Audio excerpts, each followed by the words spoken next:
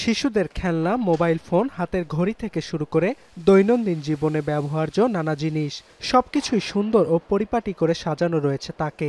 দেখে মনে হবে কোনো বিপণী বিতান এটি। ক্রেতাদের আকৃষ্ট করতে এভাবে সাজিয়ে রাখা হয়েছে পণ্যগুলো।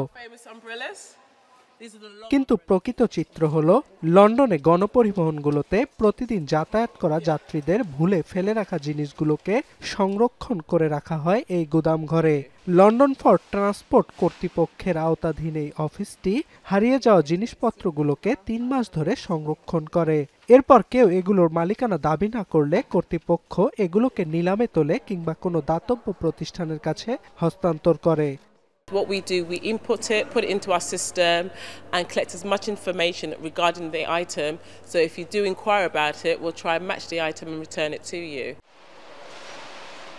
অনেক সময় যাত্রীরা রান্না করা খাবার ফেলে যায় বলেও জানান লস্ট প্রপার্টি ডিপার্টমেন্টের manager.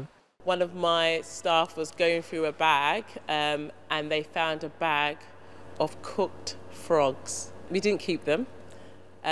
But normally what would happen if anything's perishable at the area before it comes here, it gets thrown away. প্রতি সপ্তাহে প্রায় ৬,০০০ জিনিসপত্র গুদামঘরটিতে জমা হয়। শুধু লন্ডন নয়, ইউরোপের সবচেয়ে বড় হারানো সম্পত্তি সংরক্ষণের গুদাম এটি। অফিসটি পরিচালনার জন্য ৪৫ জন কর্মী রয়েছে।